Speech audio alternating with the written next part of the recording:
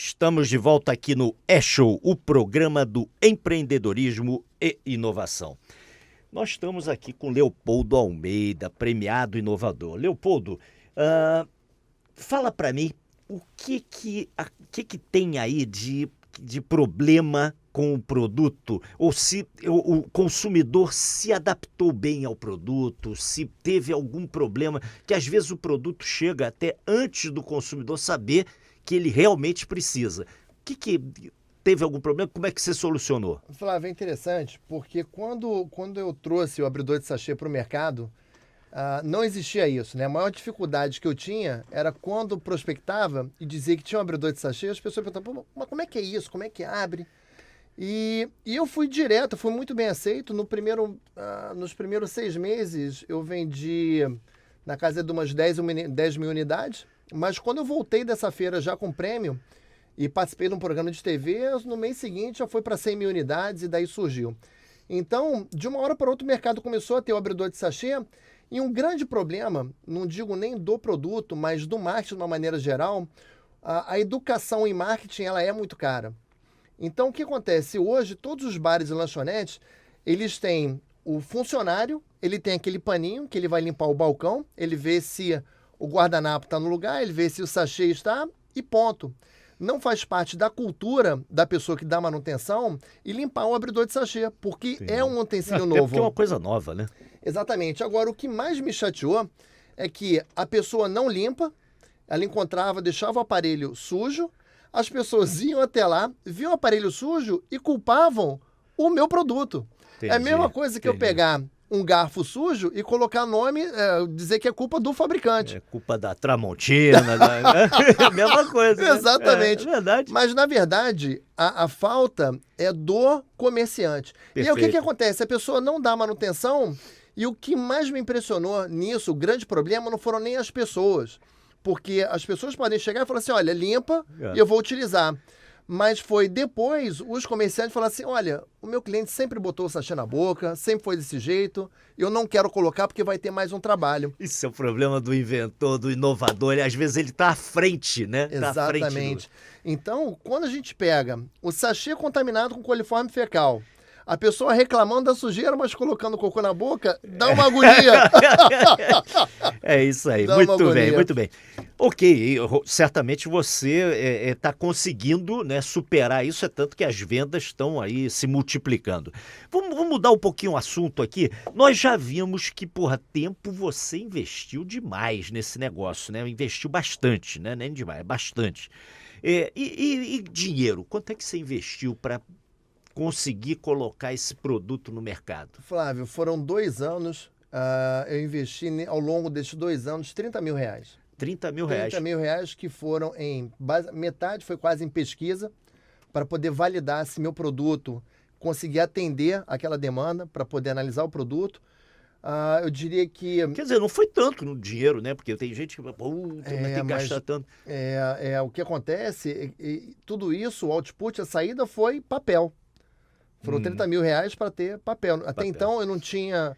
eu tinha um protótipo, mas eu não tinha nada de produção, eu não tive molde, eu não tinha lâmina, não tinha nada. Perfeito. Então foram 30 mil reais para validar uma ideia. Para validar a ideia, né? Exatamente. Até validar a ideia. E me diz uma coisa, você tem sócio? Como é que é? Ou já teve? Como é que é isso? Eu já tive no passado. Já tive. O que acontece? Na época eu não tinha recurso para poder investir. Um molde é na casa vai de 50 a 150 mil, dependendo do tamanho e a quantidade. Foi o gasto subsequente àqueles 30 mil, né? Exato. O que acontece? Quando eu cheguei com a ideia, que na época ainda não era meu sócio, eu fui prospectar, é até uma história interessante, porque eu levei todo o meu plano de negócio, eu já tinha um lastro na época de 60 mil, que era um recurso que eu tinha, que pessoas estavam dispostas a investir, mas ainda faltavam uns 20 mil, mais ou menos. E eu ofereci para esse que veio ser meu sócio depois, falei, olha, você aceita parte do projeto como pagamento desse restante? E ele falou para mim, Leopoldo, eu aceito, mas eu quero metade. Eu falei, olha, metade é mais caro, metade não dá por esse valor. O que a gente pode fazer é o seguinte, imagina que a gente se conheceu agora, né, e você me pagou para eu desenvolver toda essa ideia até esse ponto, onde eu entro com a ideia e você entra com a produção. Então você me paga esses 30 mil que eu gastei Já até hoje, investiu, que perfeito. eu já investia, e você entra com a produção, a gente é sócio meio a meio. E foi interessante que na época ele chegou e falou, Leopoldo, você não vai botar nada? Eu falei, não vou botar nada. Mas se você achar que não quer, não tem problema, vamos ver como a gente vai pagar esses 20 mil, porque eu vou fazer. E aí ele sentiu, estava muito bem embasado, naquele documento e até um ponto interessante que eu queria abrir um parênteses aqui sobre plano de negócio. O plano de negócio serve exclusivamente para o empreendedor, porque a confecção desse documento me fez caminhar por todas as competências necessárias para poder entender a fundo o negócio. Então veja bem, ouvinte, olha a dica aqui do Leopoldo. O plano de negócio foi exatamente o que balizou para poder, realmente, é plano, né? Ou seja, você se planejar para chegar ao objetivo. Mas é porque muita gente contrata consultorias e outros para poder fazer esse plano e mostrar para alguém. Mas no caso do plano de negócio, o que vale é o caminho. É o caminho, é você trazer... vivenciar isso, né? É claro que é importantíssimo a consultoria em te orientar como fazer, como consolidar. Mas você tem que participar ali junto. Tem que participar. Essa é uma grande dica, né? Mas é isso, eu perguntei de sócio porque normalmente acontece isso, né? O inovador, ele tá com a ideia e tal, e não tem o dinheiro, precisa de um sócio. Como é que se escolhe um sócio? Normalmente se pensa na complementaridade, Exato. Né? Não existe bom acordo, porque se alguém tem uma índole ruim, não importa o que está escrito, você vai ter dor de cabeça no futuro. Não tem regra. Eu diria que o melhor sócio é pai e mãe. Mas tirando isso, você, uma brincadeiras à parte, um bom relacionamento de confiança, onde todos os direitos e deveres sejam bem claros, as regras sejam colocado claras, de forma muito clara. Nós tivemos um consultor semana passada aqui, Vicente, que você conhece, Sim. E o Vicente falou isso, você precisa deixar as regras, tudo que está combinado, bota no papel. Escrito. Né? Isso é fundamental, por escrito, exatamente. Me diz uma coisa, você fez alguma pesquisa para entender se o produto teria aceitação? Fiz, sim. Na época, eu fiz quando eu tive o primeiro... Engraçado que eu usei isso em 2008. Eu fiz o meu produto protótipo, foi numa impressora 3D, que tem o NT. Eu consegui fechar um produto, levei numa lanchonete, na mesma lanchonete que onde eu tive essa ideia, e coloquei lá para uso para poder validar o seguinte. Aquilo que eu imagino como produto de facilidade é compartilhado, ou seja... Todo mundo que utiliza o produto vai pensar o mesmo que eu estou pensando. Então, eu coloquei umas 5 unidades do produto nessa lanchonete. Não foi informado, as atendentes foram orientadas a não promover a utilização. Foi deixado o sachê à vontade para uso. Mas se a pessoa perguntasse, elas orientavam. Certo. Eu queria entender, se eu mandasse isso para a Amazônia e não tivesse ninguém ali, o que ia acontecer? E observei. Espontaneamente a coisa ia acontecer. Foi uma das experiências mais incríveis da vida, porque a adrenalina, o medo da não aceitação, depois de você já ter trabalhado, já ter essa ideia, é muito, muito forte. E validou. As pessoas consideraram ele prático de utilizar e higiênico. Muito bem. Vamos falar agora da patente. Você falou aí que levou aí uns 2 anos até... estar pronto com papel, né? Papel, estou imaginando que entra aí a patente, o registro dessa patente também, né? Você registrou isso, obviamente, e como é que foi para conseguir registrar? Olha, é interessante, né? Depois que a gente entra nesse mundo de patente, existe o registro que a gente faz de marca, existe o depósito de patente.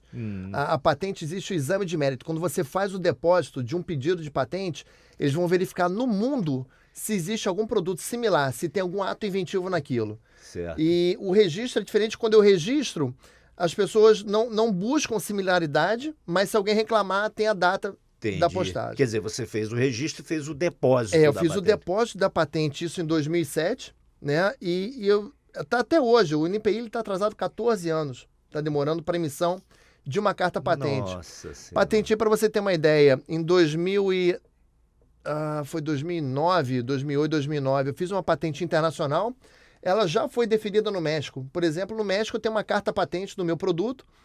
O resto dos países ainda Essa estão... seria a minha seguinte pergunta. Quer dizer, está registrado em outros países também. Está depositado Quer dizer, em outros países em também. outros países até anteriormente ao Brasil. Ou seja, você não tem ainda esse registro no Brasil? Não tenho no Brasil. Tem no Brasil. Eu não tenho a carta patente no Brasil, porque o Tá. INPI aqui no Brasil ele está atrasado 10 a 14 anos Tá, para a emissão das cartas patentes. entendi. Então, mesmo já tendo se passado 9 anos, ainda estou no prazo, né, Entendi. de emissão.